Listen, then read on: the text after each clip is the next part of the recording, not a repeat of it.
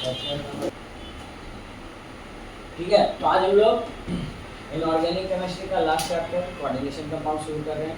ये आपका 8 to 10 marks board exams में आएगा। ये टॉपिक्स इंट्रोडक्शन टॉपिक्स हैं जिसमें आप कोऑर्डिनेशन कंपाउंड के टाइप्स, लिगेंड के टाइप्स और हम बात करेंगे उनका नाम कैसे लिखते हैं, तो उसके कुछ रूल्स हैं, उसको नोमेनक्लेचर पढ़ेंगे और इसमें आपको ऑक्सीडेशन नंबर और ये कोऑर्डिनेशन नंबर निकालने आना चाहिए जिससे ऑब्जेक्टिव क्वेश्चंस आते हैं 1 मार्क्स वाले। आइसोमेरिक कितने टाइप्स करते हैं वही डिस्कस करेंगे। बैलेंस बॉन्ड थ्योरी क्या बताएगा, ज्योमेट्री, मॉलिक्यूल की ज्योमेट्री, या स्ट्रक्चर इसका कैसा होगा तो वो ये बताने का काम करेगा। क्रिस्टल फील्ड थ्योरी क्या बताएगा, ज्योमेट्री के साथ साथ उसका कलर फॉर्मेशन बताएगा, कौन सा कंपाउंड कलर फॉर्म करेगा कौन नहीं करेगा। और लास्ट में हम कंपेयर करेंगे कौन सा कंपाउंड ज़्यादा स्टेबल है, कौन सा कोऑर्डिनेशन कंपाउंड ज़्यादा स्टेबल। ठीक है, ये छोटा सा इंट्रोडक्शन हो गया। और ये जो कुछ टॉपिक हैं इनसे कंपटीशन क्वेश्चन हर साल एक एक आते ही आते हैं। कभी से पूछ लेगा, कभी से कोई ना कोई से एक तो पूछना ही है और एक से ज़्यादा ही पूछते हैं, 2 से 3 क्वेश्चन उम्मीद कर सकते हैं। ठीक है, और 1 से 10 मार्क्स आप अपने बोर्ड एग्जाम में उम्मीद कर सकते हैं। तो अब हम शुरू करते हैं कोऑर्डिनेशन नंबर कंपाउंड चैप्टर का नाम है। आपको सबसे पहले पूछा जाएगा, पहला क्वेश्चन यही पूछा गया था कि what is the difference between, देखिए ये सीबीएसई बोर्ड 2019 में पूछा था, आपको डिफरेंस पूछा था डबल सॉल्ट और कोऑर्डिनेशन कंपाउंड में क्या अंतर है। What is the difference between coordination compound and double salt. तो आप जानते हो अगर डिफरेंस का क्वेश्चन आए तो कैसे लिखना है, इस तरह से टेबलर फॉर्म में लिखा कीजिए। तो भाई डबल सॉल्ट बोला उन्होंने, क्वेश्चन फॉर्म में ही लिख लो डबल सॉल्ट और कोऑर्डिनेशन कंपाउंड में क्या है।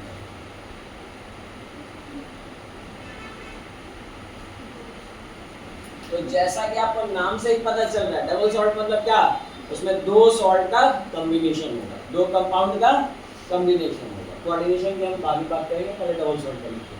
तो लिखिए definition, it is a combination of 2 different type of, it is a combination of 2 different type of salt.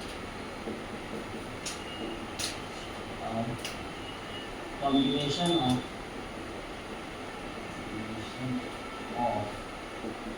2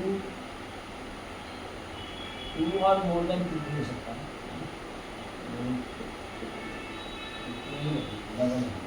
और it is a combination of 2 different type of salt, 2 different type of salt. Okay, it's called double salt, uniform double salt. नाम में answer छुपा हुआ है। ठीक है, 2 salt जैसे मोर salt, नाम सुने हो, लैब में जाओगे ना ये तो गेट में बोल नहीं सकते। ठीक है, मोर सॉल्ट में होता है फेरस सल्फेट। क्या होता है फार्मूला फेरस सल्फेट का, बोलिए जल्दी से बोलो, FeSO4। और इसमें दूसरा सॉल्ट होता है अमोनियम सल्फेट। क्या होता है फार्मूला अमोनियम सल्फेट का, बोलिए जल्दी से। NH4 तो अमोनियम का हो गया, सल्फेट का भी पता है SO2। देखो लिखना सीखो तो बहुत टफ काम नहीं है, ये दोनों लिख लिए। अब इन दोनों का बैलेंस लिख लीजिए। अमोनियम में कितना बैलेंस, 1 प्लस हो गया था ना, इसका 2, इसका 2 कहाँ आएगा यहाँ पे, इसका 1 कहाँ जाएगा, आया समझ में। 1 में तो लिखने की आवश्यकता नहीं है, तो नहीं। तो ये है अमोनियम सल्फेट और इसमें 6 मॉलिक्यूल ऑफ वाटर, ये है फार्मूला। इसका देखो, इसका 2 होता है, इसका -2 होता है, पहले वाला प्लस होता है, ये पेंसिल हो गई इसलिए 2 को लिखने की आवश्यकता नहीं। तो ये है तुम्हारा एग्जांपल किसका, डबल सॉल्ट। ठीक है, पहले आप ये लिखो डबल सॉल्ट, समझो क्या होता है, फिर हम बात करते हैं कोऑर्डिनेशन। तो इसमें हमने यही बात किया कि ऐसे कॉम्प्लेक्सेस जिनका की क्या होता है प्रॉपर्टी रिटेन रहता है, जैसा था इवन एक्वस में वाटर में मिलाएंगे तो वो ब्रेक होगा, तो केवल ये आयनिएशन स्फीयर होगा, ये कोऑर्डिनेशन स्फीयर ब्रेक नहीं होगा और इसके कारण इसका प्रॉपर्टी जैसा पहले था वैसा बाद में भी रहेगा। और ऐसे सॉल्ट को या ऐसे कॉम्प्लेक्सेस को हम लोग क्या कहते हैं, कोऑर्डिनेशन कंपाउंड। तो आपको समझ में आ गया कि जब कोऑर्डिनेशन कंपाउंड होगा ना तो बिगर ब्रैकेट तो आएगा। बिगर ब्रैकेट के अंदर जो भी सब्सटेंस रहेंगे वो इतने कॉम्प्लेक्स होते हैं कि वो आसानी से ब्रेक नहीं होंगे, वाटर से तो बिल्कुल नहीं होगा। ये डिजॉल्व वाटर में नहीं होते हैं और अपने रिस्पेक्टिव आयंस में नहीं टूटते, जिसके कारण का प्रॉपर्टी जैसा पहले था ऐसा ही रहता है, इसी को बोलते हैं कोऑर्डिनेशन।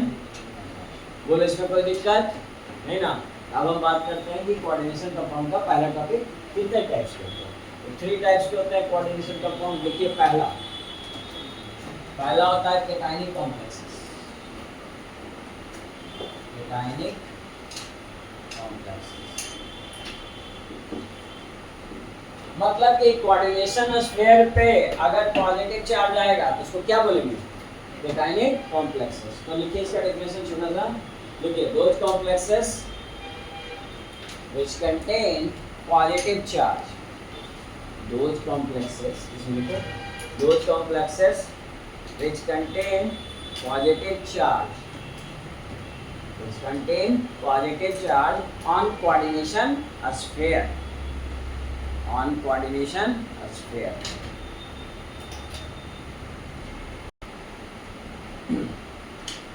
तो देखिए यहाँ पे इस कंपाउंड पे हमने इसको एक्वस मीडियम में ब्रेक किया, डिसॉल्व किया, तो इसके कारण सल्फेट आयन बाहर होगा। ये कोऑर्डिनेशन कंपाउंड एक्वस मीडियम में वाटर में ब्रेक नहीं होगा और इस पे चार्ज, इस स्फीयर पे चार्ज क्या है, पॉजिटिव, इसीलिए इसको केटाइनिक कॉम्प्लेक्सेस कहेंगे। एनायनिक कॉम्प्लेक्सेस किसे कहेंगे, उसका भी वही डेफिनेशन होगा सिमिलर। देखो those complexes which contain negative charge, which contain negative charge on coordination sphere। coordination sphere पे कौन सा चार्ज आने वाला है, इस बार negative charge, it's called anionic complexes. जैसे एग्जांपल दो, मैंने लिखा K4Cl F6, K4Cl F6 ये आपका कंपाउंड है, ठीक है, ये भी आपका एक कोऑर्डिनेशन कंपाउंड है। और मुझे ये बताओ इस कंपाउंड में अगर इसको ब्रेक करें एक्वस मीडियम में तो ये किस में ब्रेक होगा, केटायन होगा आएगा। लेकिन बताओ इस पे कौन सा चार्ज आएगा, किस पे, कॉम्प्लेक्स पे, कोऑर्डिनेशन स्फीयर पे कौन सा चार्ज आएगा, पॉजिटिव या नेगेटिव। भाई देखो हमेशा पहले वाले प्लस बाद वाले में माइनस, ये रूल ही होता है। केटायन जितने भी सॉल्ट होते हैं उसमें फर्स्ट जो आता है उसको प्लस साइन के साथ, बाद में माइनस साइन के साथ। और रही बात कितना चार्ज आएगा तो वो तो सिंपल सी बात है, जितना उसकी वैलेंसी है, इसकी वैलेंसी 1, इसकी वैलेंसी भी 1, ऐसे नहीं लिखते 1 1 2। तो ये पहला वाला तो प्लस आएगा, बाद वाला माइनस। तो एक बात बताइए, ये बाद वाला माइनस आएगा तो कोऑर्डिनेशन स्फीयर पे कौन सा चार्ज, नेगेटिव। इस कारण से इसको क्या बोलेंगे, एनायनिक कॉम्प्लेक्सेस। मतलब कहने का मतलब ये हुआ कि CnF6 पे कौन सा चार्ज आएगा, नेगेटिव, और पोटेशियम पे कौन सा चार्ज आएगा, पॉजिटिव। अब मेरा क्वेश्चन ये है इस कोऑर्डिनेशन नंबर पे जो चार्ज की वैल्यू होगी वो क्या होगी, बताइए जल्दी से, क्या होगी, कितना आएगा। इसका वैलेंसी सिखाया था, इस पे आएगा, इंटरचेंज होता है तो कितना है वहाँ 4, तो यहाँ पे क्या आएगा -4। आप बोलोगे पोटेशियम क्यों होता है, पोटेशियम की वैलेंसी 1 ही होती है। आप यहाँ लिखोगे कि यहाँ पोटेशियम कितना है, 4 प्लस चार्ज आ गया, पॉजिटिव चार्ज भी 4, इसमें नेगेटिव चार्ज भी 4, ठीक है, कोई दिक्कत नहीं ना। इस तरह से आपने सॉल्ट को भी डिसोसिएट किया होगा वाटर में, इस तरह से होता है। और तीसरा होता है न्यूट्रल। न्यूट्रल कॉम्प्लेक्सेस मतलब ये जो कॉम्प्लेक्स आयन है वो टूटेगा नहीं, उस पर कोई चार्ज नहीं होगा, neutral complexes.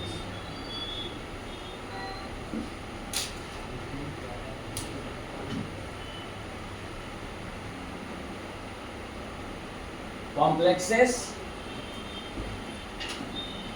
which do not have charge, which complexes which do not have charge on coordination sphere।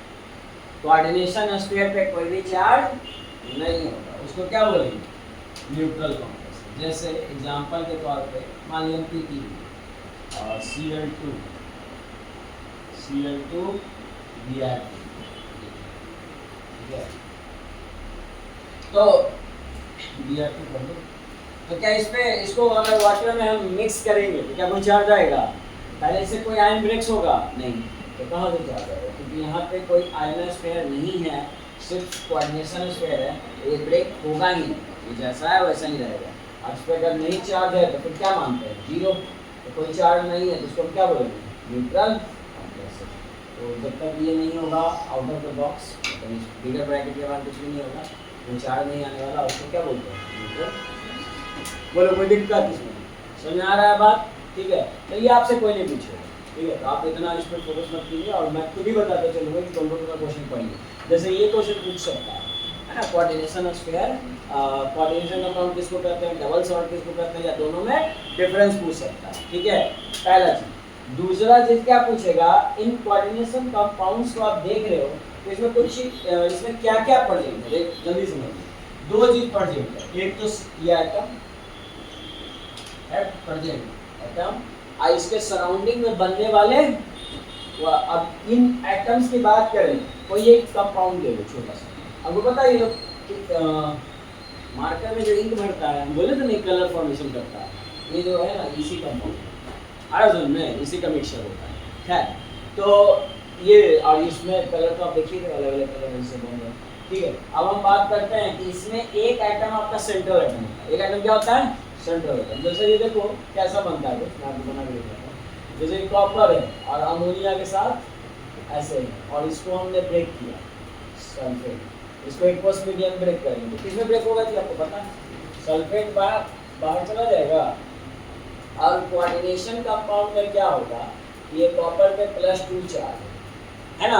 अब अगर ये +2 चार्ज है तो इलेक्ट्रॉन को एक्सेप्ट करेगा डोनेट, ऐसे भी आपको पता ही है ना, ये आपका इलेक्ट्रॉन को एक्सेप्ट करेगा। अब इसको इलेक्ट्रॉन देने का काम कौन करेगा, तो अमोनिया करेगा, क्योंकि अमोनिया के पास लोन पे इलेक्ट्रॉन पड़ा हुआ है कि नहीं, ठीक है। तो इसको कमी है इलेक्ट्रॉन की, तो ये इलेक्ट्रॉन अपना इसको दे रहा है, दोनों इलेक्ट्रॉन।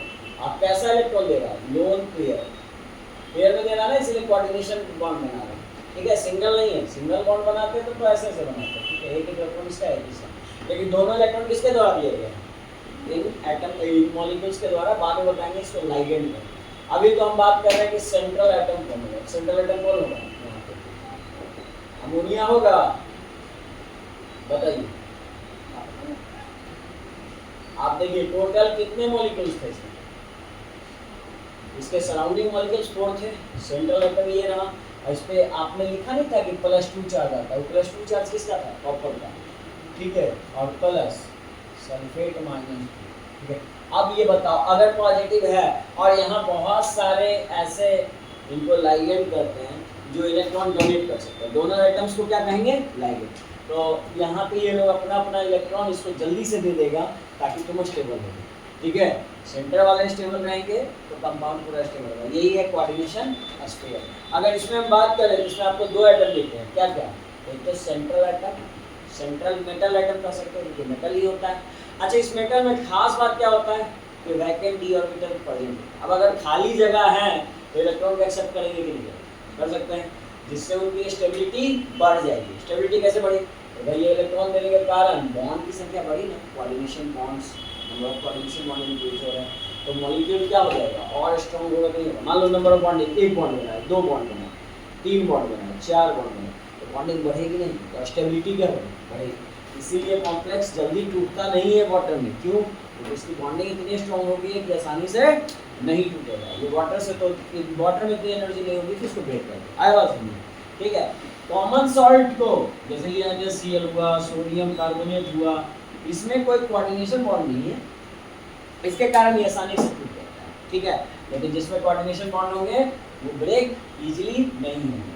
अब हम बात करते हैं तो फिर इसके अंदर क्या क्या प्रेजेंट है, आपको पता है, एक है सेंट्रल मेटल एटम, और दूसरा जो इलेक्ट्रॉन, एक 2 ही चीज होता है, एक तो इलेक्ट्रॉन एक्सेप्टर है और एक इलेक्ट्रॉन डोनर है। जो एक्सेप्टर है उसको सेंट्रल में रहा है, इसलिए सेंट्रल मेटल एटम कहेंगे, और जो डोनर होगा उसको क्या बोलेंगे, लाइगेंड, ठीक है। ये 2 टर्म अब हम बात करेंगे, यानी कर सकते हो सम बेसिक टर्म। क्या सीखने वाले हैं, कुछ बेसिक टर्म एक कंपाउंड्स में क्या है, सम बेसिक टर्म लिखिए। पहला बेसिक टर्म्स, जिसमें हम पहला बात करेंगे सेंट्रल मेटल एटम। आप लोग ये हेडिंग लीजिए, सेंट्रल मेटल एटम।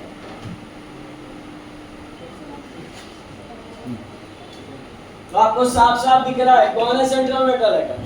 तो जनरली आपका डी ब्लॉक का जो एलिमेंट होगा ना वही सेंट्रल एटम होगा। लिखिए यहाँ पर छोटा सा लिख लीजिए, कोई पूछेगा नहीं आपसे सब। लेकिन डी ब्लॉक का एलिमेंट ही सेंट्रल एटम है।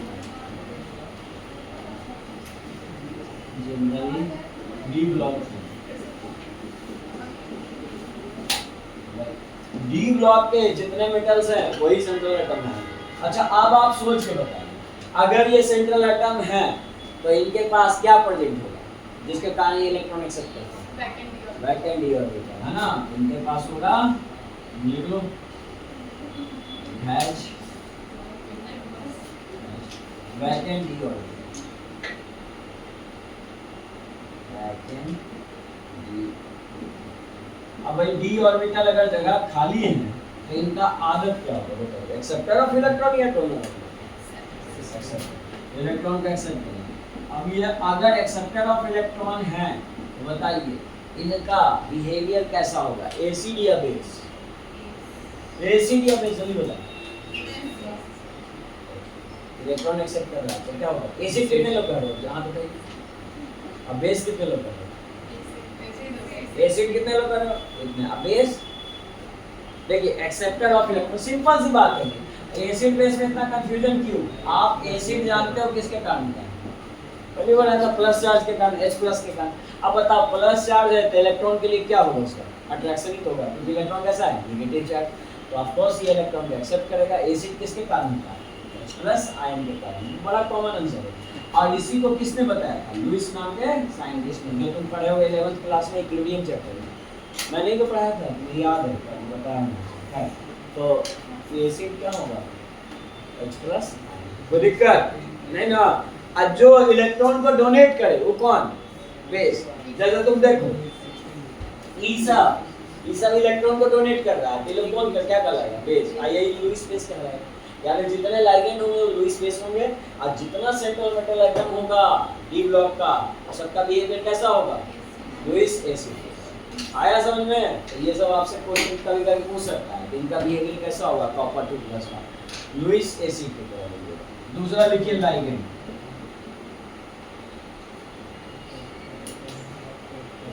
तो लाइगेंड का डेफिनेशन 2 मार्क्स में आपके एग्जाम्स में पूछा गया है। मैं बता देता हूँ कौन से साल में पूछा है। आप इसका पहले तो डेफिनेशन पहले यहाँ पे लिखिए। हाँ लिखिए, those negative charge ion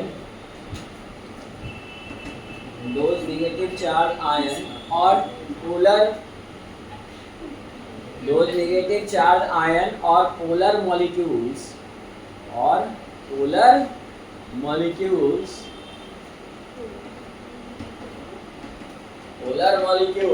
which form coordination bond. Coordination bond बनाता है जी। ये लो पोलर मॉलिक्यूल का लो, या फिर नेगेटिव Cl वाले माइनस वाले चार्ज हो जाएंगे तो वो भी कोऑर्डिनेशन बॉन्ड बनाएंगे। लेकिन किसके साथ? देखो with central metal atom. With इसके साथ बनाते हैं with central metal atom are called ligand. क्या कहेंगे जी उनको? लाइगेंड। जैसे एग्जांपल लिखो लाइगेंड, जैसे नेगेटिव चार्ज आयन बताओ, Cl minus, Br minus, Cn minus, ठीक है।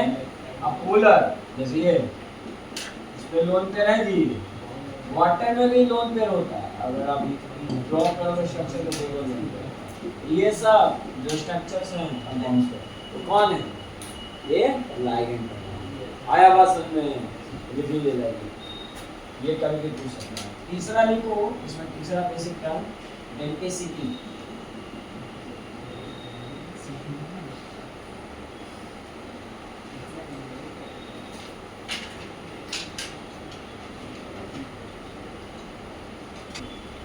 ठीक है लिखिए डेंसिटी, ले लीजिएगा, मजा करता है, ठीक है।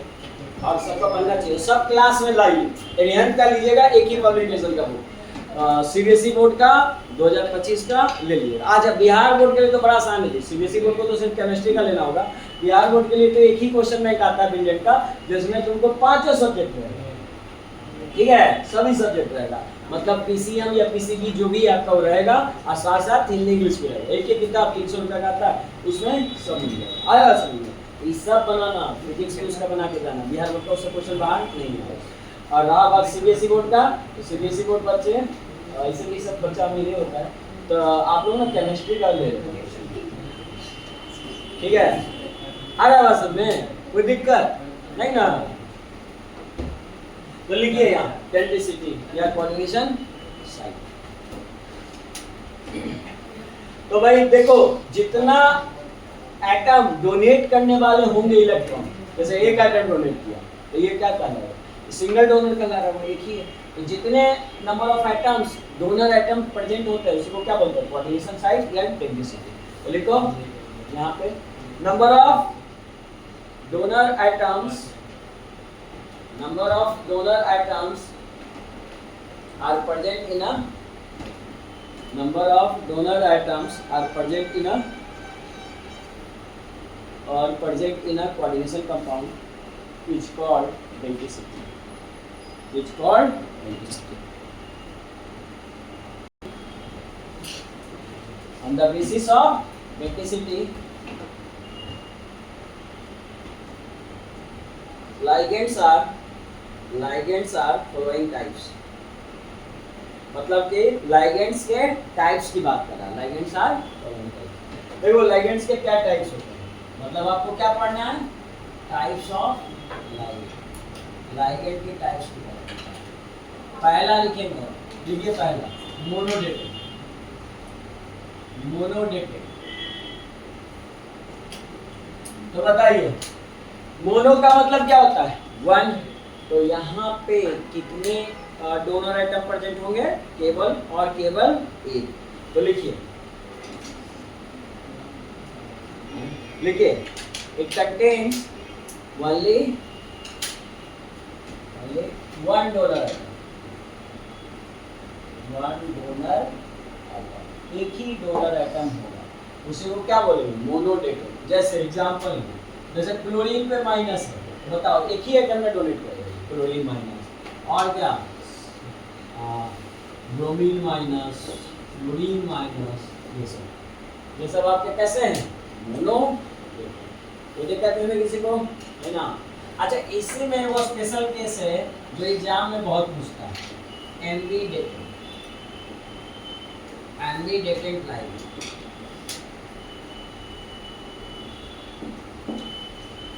ये आपका 2 मार्क्स में डेफिनेटली पूछता है, इधर पूछा हुआ भी है, मैं बता देता हूँ कब पूछा है, 2020 में। देखो ये सीबीएसई बोर्ड में 2 मार्क्स में 2020 में पूछा है, बट हम ऑलरेडी सारे क्वेश्चन ठीक कराते ही चलेंगे कि कौन कौन सा आप पढ़िए, ठीक है। तो एम्बीडेटेड में क्या होता है, तो लिखिए एम्बीडेटेड क्या होता है पहले। एम्बीडेटेड लाइगेंड, हाँ देखिए, those ligands which have two donor atoms, which have two donor atoms, but कितने atoms होंगे, 2 donors, but at a time only one is used। भाई देखो 2 हैं, लेकिन डोनेट कितने करेंगे एक टाइम में, एक ही को, है ना, उन्हीं को क्या बोलेंगे, देखो आर कॉल्ड एम्बीडेटेड लाइन।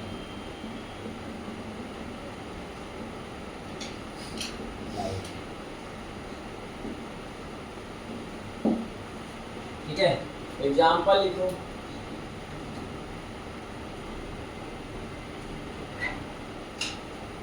एम्बीडेटेड लाइगेंड।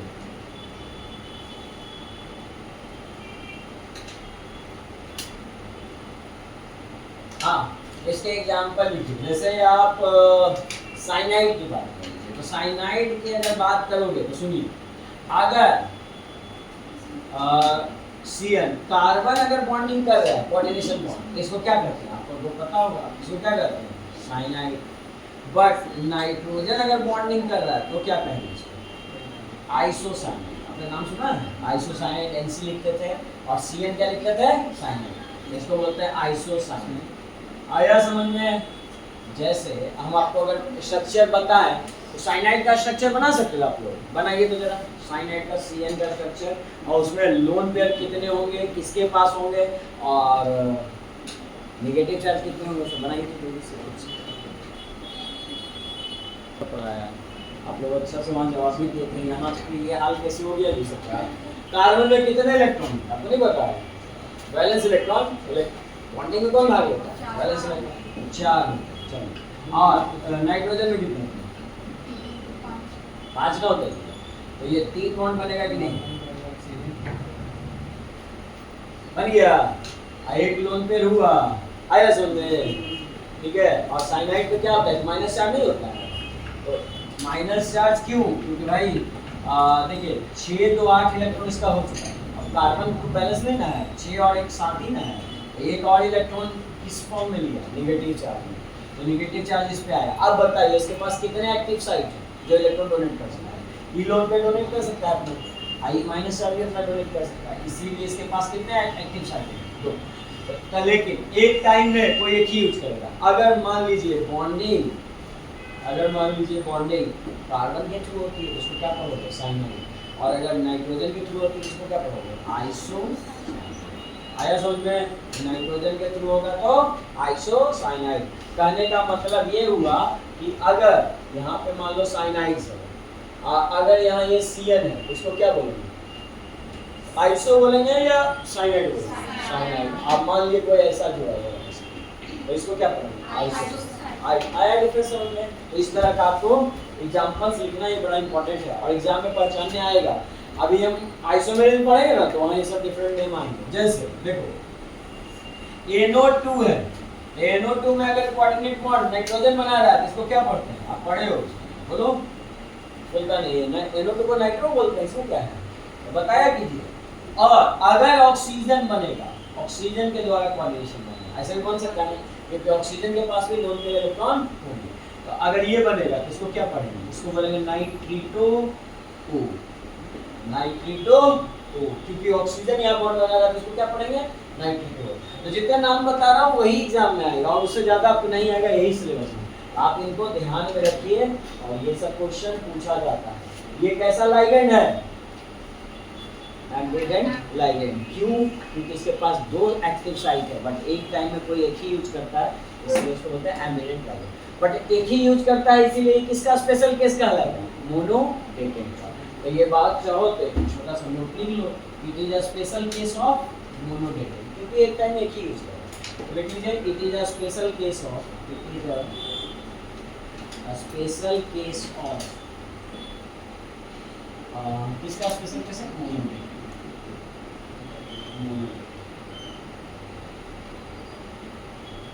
तो स्पेशल केस ऑफ मोनोडेटेंट लाइगेंड। कोई दिक्कत इसमें किसी को नहीं ना? अब हम दूसरा लिखते हैं डाइडेटेंट लाइगेंड। लिखिए those ligand which contain those ligand which contain, di मतलब क्या होता है? 2, which contain 2 donor atoms, 2 donor atoms, 2 donor atoms। जैसे एग्जांपल देखो, इसमें आता है ethylene, ethylene diamine, ethylene diamine. अच्छा, इथिलीन का फॉर्मूला बड़ा आसान है, एमीन हम बाद में पढ़ाएंगे, एमीन एक चैप्टर ही है इनऑर्गेनिक में। NH2 होता है, इसके साथ कुछ जुड़ा होता है। तो देखिए जैसे यहाँ CH2 और CH2 इसके साथ कौन जुड़ा रहेगा? NH। आया बात समझ में? तो ये है तुम्हारा, ये हो गया इथिलीन और ये है एमीन, लेकिन कितने एमीन है? 2, इसीलिए क्या लगा है? Die amine. तो डाई बन गया। ये कैसा है? 2 डोनर वाला, मतलब कि डाइडेटेंट है। ये बहुत इंपॉर्टेंट है, इसको VVI करो, ये बहुत ज्यादा एग्जाम्स में पूछता है, बराबर यही पूछेगा, most important ethylene diamine. आइए इसकी बात करते हैं। तो हम मुझे एक बात बताइए, इन नाइट्रोजन में कितना लोड पेयर होगा, जल्दी से बताता हूँ। कितने होंगे आपको पता ना कि नाइट्रोजन में कितने बॉन्ड बन सकते हैं। अब भाई नाइट्रोजन में इलेक्ट्रॉन कितने होते हैं, 1 2 वैलेंस इलेक्ट्रॉन पूछना है, 5 होते हैं ना, बना लो। 3 तो यूज हो चुके हैं बॉन्डिंग में, तो 2 बच गए, यानी कि लोड पेयर 1, इसमें भी 1। अब बताओ यहाँ मेटल जो जिसके साथ कंबाइंड होगा वो मेटल पर पॉजिटिव चार्ज होगा, तो उसको अपना इलेक्ट्रॉन डोनेट करना होगा। तो कितने डोनर एटम है इसमें एक्टिव, 2। तो 2 डोनर आइटम है, इसको क्या बोलेंगे, डाइडेटेंट। आया बात समझ में। ये 2 एग्जांपल हैं जो डाइडेटेंट के बहुत इंपॉर्टेंट है। ये इथिलीन डाइमीन को ना शॉर्ट में हम ईएन भी लिखेंगे, इस चैप्टर में इसका नाम ऐसे भी लिखा जाएगा, क्या, ईएन। आया बात समझ में। जैसे ऑक्सीलेट आयन को भी कहते हैं ऑक्सीलेट आयन, OX, इसको OX लिखते हैं ऑक्सीलेट आयन, ठीक है। ऑक्सीलेट आयन देखो कैसा लगता है, ऐसा रहता है, एसिड आयन से C डबल बॉन्ड।